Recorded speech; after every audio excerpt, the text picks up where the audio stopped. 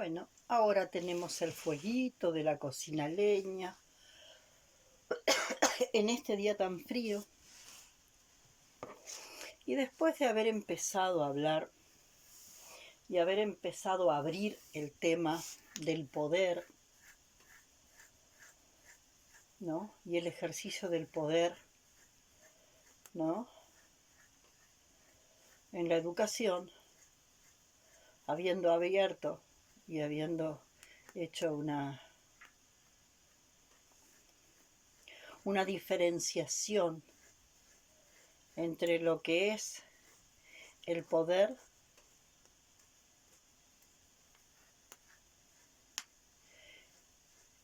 la acumulación de poder que se logra acumulando poder, secuestrando poder ajeno,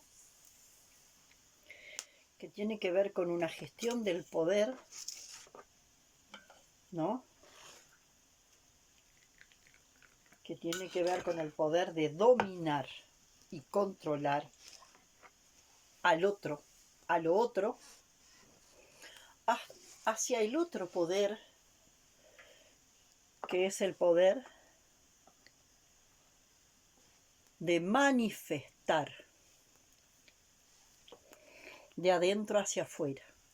El otro poder es el poder que yo te robo tu poder, te secuestro tu poder, y una pequeña élite le secuestra el poder a las mayorías, y con el poder que le secuestra a las mayorías, después lo domina. Y eso más o menos lo expliqué bastante, cómo se genera el secuestro de poder, que hace una élite, una pequeña minoría, que se vuelve poderosa y que se vuelve la pequeña élite dominante. ¿Cómo le secuestra el poder? ¿Cómo le secuestra el poder a la gran mayoría más vulnerable? Y cómo de alguna manera la conformación biopsicoenergética, la estructura biopsicoenergética, hace que unos sean sobreacorazados, y la última capa del aura, o del campo energético, que se llama cuerpo y de individuación, se vuelva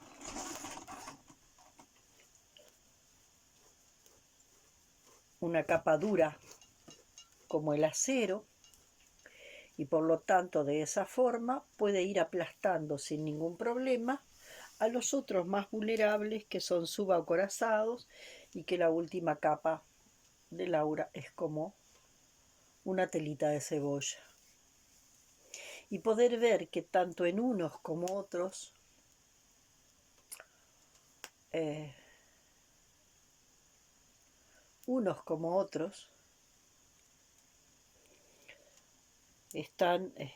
se genera un desequilibrio, ¿no?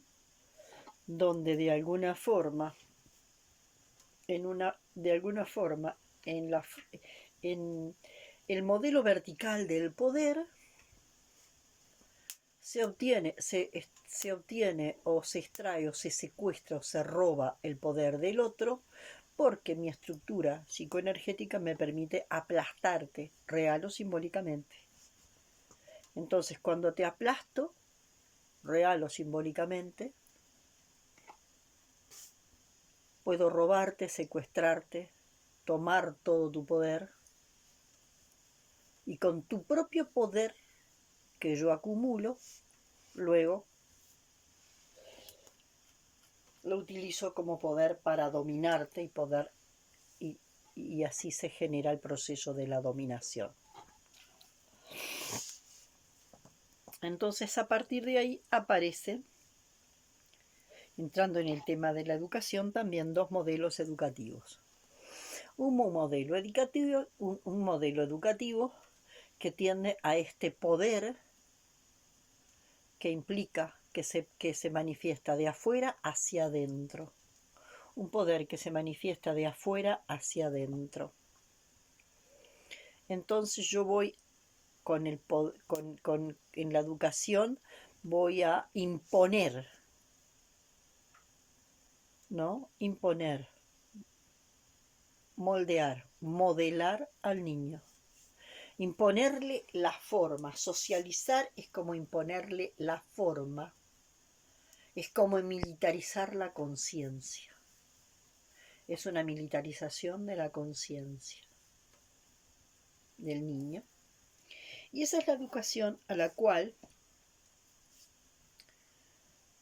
Claudio Naranjo Claudio Naranjo la denominó como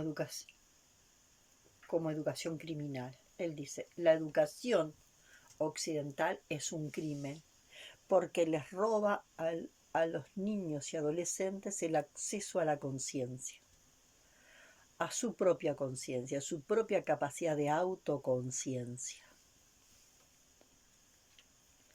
Entonces, esta educación es una educación cuya fuerza se ejerce de afuera hacia adentro.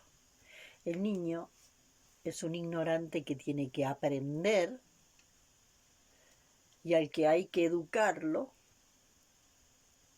inyectándole eso que se llaman los aprendizajes. Y entonces el niño tiene que pasivamente tomar algo que ya Pablo Freire denominaba educación bancaria, que viene de afuera hacia adentro. En este sentido, toda la educación que conocemos hoy en día está marcada por este paradigma occidental, donde de alguna forma portarse bien es ser obediente. Un niño que se porta bien es un niño obediente, y entonces si te portas bien vas a recibir un premio. Y si te portas mal o sos desobediente vas a recibir un castigo. Y así se va moldeando o modelando al niño, que entonces, en vez de expresar su forma de adentro hacia afuera,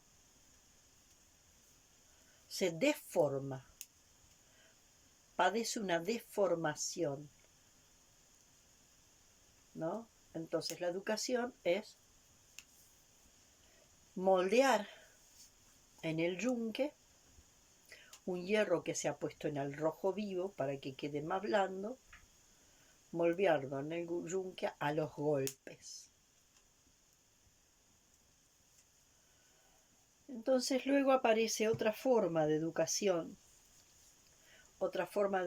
que tiene que ver con el ayudar a que algo desde adentro nazca, ¿no? Entonces la tarea ya no es la misma, ya la tarea tiene que ver más con la tarea del jardinero, que cuida la semilla para que nazca, para que haga su proceso de germinar, florecer, germinar, crecer, florecer, fructificar y morir. Todo ese proceso. Entonces la educación es un proceso que va desde adentro hacia afuera. Y entonces acá aparece una dificultad bastante importante, porque la otra educación era una educación que se basaba mucho en ese poder de imponer, que de alguna forma se basa en la represión, reprimir para imponer de afuera hacia adentro. Y ahora aparece una educación que es un poco más complicada, porque implica esto de ayudar a parir,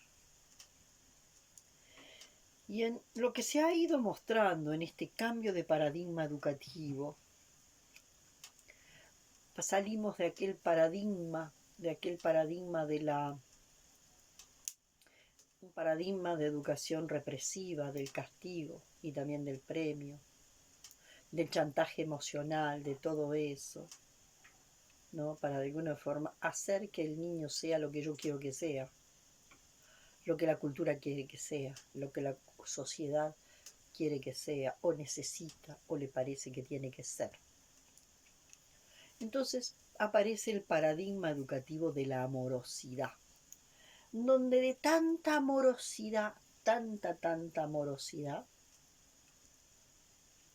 una amorosidad demasiado blanda, demasiado permisiva, la figura del adulto se desdibuja.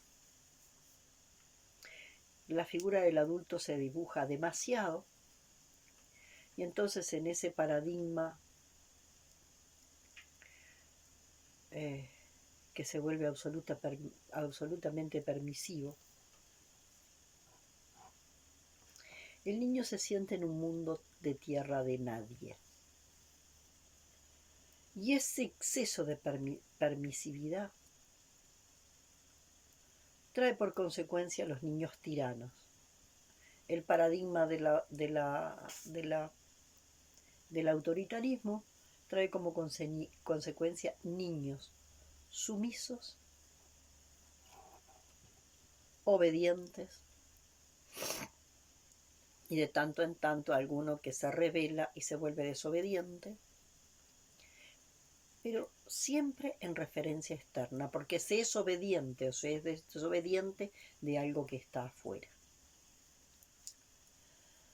Ahora, cuando aparece este paradigma de la educación de la maravillosa no violencia amorosa, aparecen estos niños tiranos que hacen lo que quieren y que los papás y los docentes andan detrás de ellos. No, mijito, no, corazón, no, con tanta dulzura, con tanta dulzura, con tanta dulzura.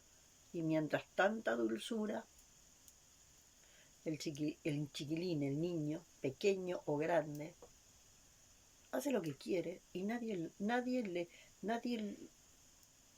le reordena. Porque de alguna forma también se vive el frustrar como violencia. Ahí aparece lo que decía Melanie Klein de pecho bueno, pecho malo. ¿Tá? Ahí aparecía lo que decía Melanie Klein de pecho bueno, pecho malo. El pecho bueno nutre, nutre, nutre. Y el pecho malo frustra. Entonces el pecho bueno y el pecho malo, ¿no? De alguna forma, tienen dos principios, se sostienen en dos principios. El pecho bueno que nutre, nutre, nutre, da y da y da, y es como una teta gigante inagotable que da y da y da. Pero resulta que no es cierto. Ese dar y dar y dar, ilimitado de la teta gigante, lleva a que el humano se haya acostumbrado a ese tomar y tomar, y en ese tomar y tomar, ¿no? Porque desde ese dar y dar, el humanito se acostumbra a que tiene derecho a tomar todo lo que se le ocurre, y llegamos a esta historia de tomar tanto de la naturaleza hasta desertificar el planeta, ¿no? Entonces, este pecho bueno se convierte en malo. Este pecho bueno, ¿no? Que nutre y nutre y nutre, en realidad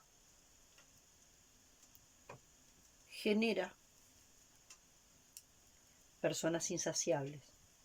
Porque el pecho malo, entre comillas, bueno y malo entre comillas, ¿no? El pecho malo que tiene que frustrar y decir no, y plantear no, no hay más teta. La teta se agota, no existe una teta inagotable. Los recursos son limitados. Y después vamos a ver la palabra recursos también, qué significa. Los recursos son limitados, por lo tanto la palabra recursos la uso entre comillas. Entonces no se puede ir por desertificando un planeta y después tener la ilusión de irme para otro planeta y depredar otro planeta y seguir depredando otro planeta, porque así voy depredando y depredando y depredando desde este humanito insaciable, con esta fantasía de teta inagotable.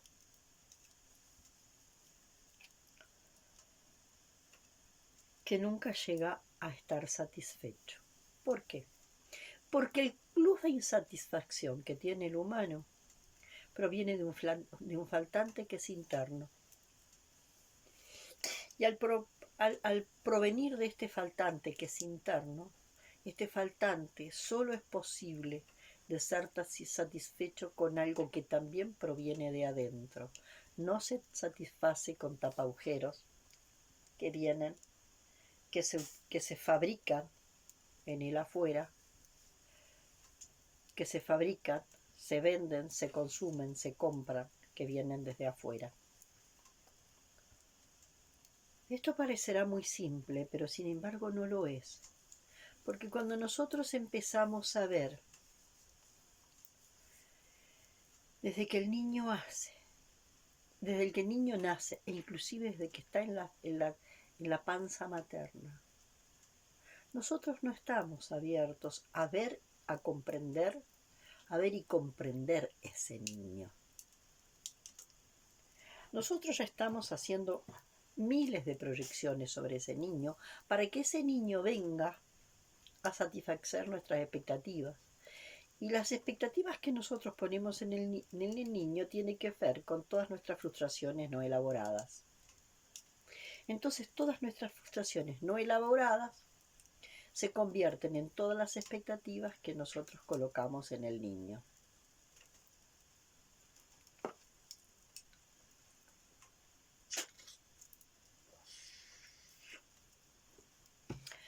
¿Cómo un adulto que ha perdido a través del olvido neurótico toda la memoria de su infancia,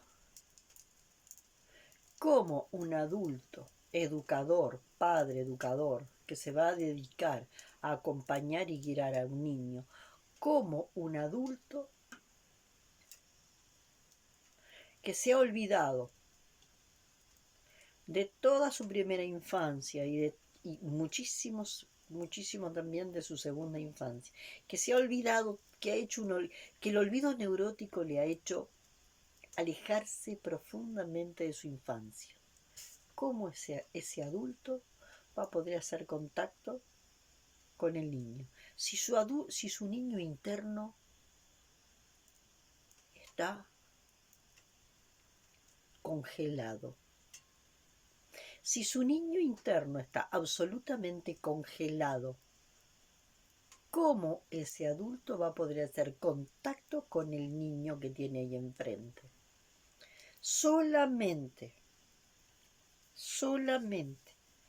cuando un adulto, padre, educador, docente, cuando ha hecho un proceso de recuperar la memoria de su niño, desde su niño interno va a poder hacer contacto con el niño que tiene enfrente. Y desde ahí, desde ese contacto de niño a niño, con ese contacto del niño interior, del adulto, con el niño real que se tiene enfrente, recién desde esa profunda dinámica de comprensión, el adulto va a poder hacer algún movimiento. Porque si no, el adulto que está educando, ya sea padre o educador o lo que fuere, lo que está haciendo es poniendo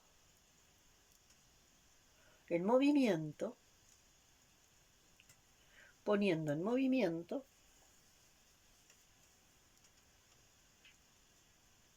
programas.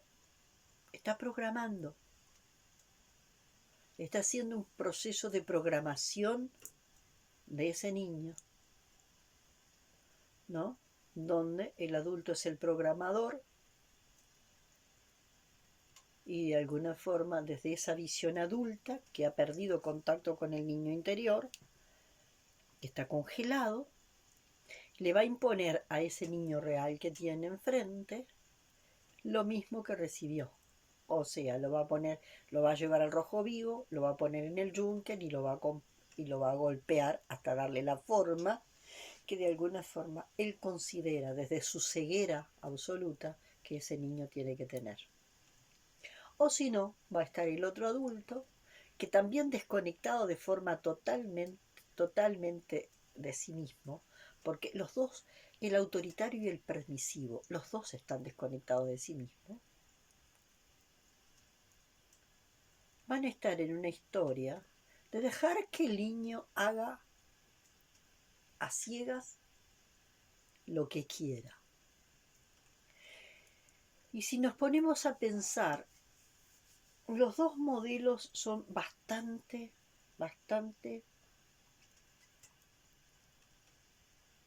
eh, deformadores, ¿no? Uno por defecto y el otro por exceso. Uno por defecto porque de alguna forma al niño se le quitan todas las libertades con el castigo, con la penitencia, con la mirada, esa mirada desaprobadora que a veces a nivel psicológico actúa como un látigo feroz. No le pegué, pero con la mirada desaprobadora, ¡pah!, lo destrocé. Y bueno, y así sucede.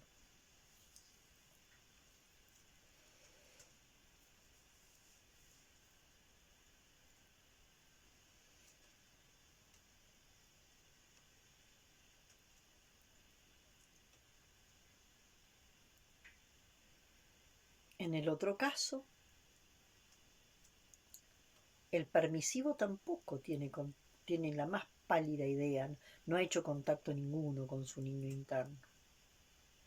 Entonces, es como que la figura adulta está desfigurada, desdibujada, y el niño puede hacer lo que quiere. Y en realidad, el adulto anda, imaginemos que el niño anda corriendo por ahí, y el adulto anda atrás del niño. Imagínense, un niño no quiere comer y el adulto anda dándole la comida por todos los rincones de la casa, por acá o por allá o por allá. ¿Ah? No hay una historia, bueno, llegó la hora de comer, hay que sentarse en la mesa de comer y hay que comer en la mesa de esta forma. No. El niño hay que correrlo y si el niño se mete abajo de la cama hay que llevarle la comida abajo de la cama y ahí andan, ¿no? Ahí andan, ¿no? El padre corriendo detrás del niño. Y cuando el padre corre detrás del niño, el niño siente que no tiene límites, que puede hacer lo que quiera, que está en un mundo tan amplio, tan amplio, tan amplio. En un caso es por absoluta falta de libertad, y en el otro lado es por darle libertades al niño, que son demasiadas, que no puede manejar, por carencia de libertad y por exceso de libertad. Y el exceso de libertad puede ser muy, pero muy deformante, tanto como el autoritarismo. Es como si el niño terminara siendo un niño eterno y siguiera siendo un niño eterno, permanentemente un niño eterno, como si no pudiera crecer jamás. Y bueno, en este caso teníamos que ver, ¿no? Tendríamos que empezar a ver montones de situaciones que se pueden empezar a ver en el cotidiano de la educación, que vamos a ver la contradicción permanente, ¿no?, de los dos modelos operando todo el tiempo de una forma casi esquizofrénica, ¿no? En determinado momento, un exceso de libertad, y el niño con ese exceso de libertad, un nivel de libertades que no es capaz de manejar, donde se siente absolutamente perdido y abandonado en ese exceso de libertad. Y en los otros momentos, absolutamente carente de libertad, oprimido, carente de libertad. Se pueden ir viendo mucha cantidad de ejemplos en un caso y en el otro, ¿no? En la vida cotidiana de las familias, en los centros educativos de primera infancia, en las escuelas, y bueno, y se sigue hacia la adolescencia. Entonces, estamos de alguna forma en una suerte de esquizofrenia cultural. Una triste y dificultosa esquizofrenia cultural. Y que todo esto proviene de que ni unos, ni los permisivos, ni los autoritarios, aunque ya vemos que hay algunos que tienden más a permisivos, pero también en determinado momento son autoritarios, y hay otros que son autoritarios, pero en determinado momento tienden más a permisivos. Los adultos hemos perdido totalmente la memoria de nuestro niño interior. Y mientras el adulto que educa, sea padre, educador y demás, no empiece a hacer un profundo proceso de recuperar la memoria de su niño interior, va a estar en este estado, ¿no? Tomado por esta esquizofrenia cultural y educando desde esta esquizofrenia cultural, ¿no? Educando a ciegas. El adulto tiene que ponerse en un lugar donde vea, donde viendo a su niño interior pueda comprender al niño exterior, que es su hijo o alumno. Y desde ese lugar funcionar como un adulto que acompaña y guía. No, ni como un adulto autoritario que dirige y militariza la conciencia de del niño, la dirige y la militariza de una forma donde quiere niño obediente, obediente, obediente, ¿no? O yendo hacia el otro extremo, donde, bueno, no quiero reprimir, y bueno, como no quiero reprimir, tampoco soy capaz de acompañar y de guiar, y el niño queda solo con un exceso de libertad que no sabe manejar, donde se siente absolutamente solo y abandonado. Poder mirar todas estas situaciones en la vida cotidiana de los padres y de los alumnos de los padres y de los hijos y de los educadores y los alumnos, vamos a encontrar mucha cantidad de ejemplos. Entonces, desde esta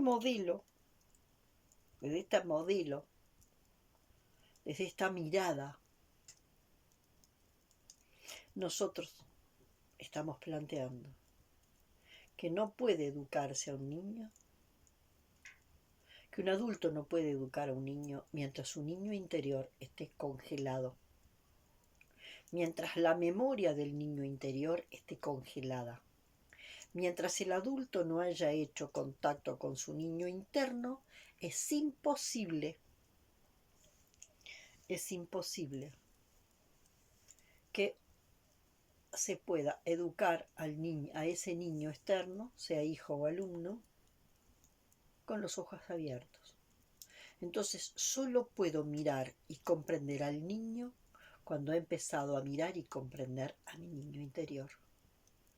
Algo que lleva un proceso largo, sereno, tranquilo. Por hoy lo dejo por acá.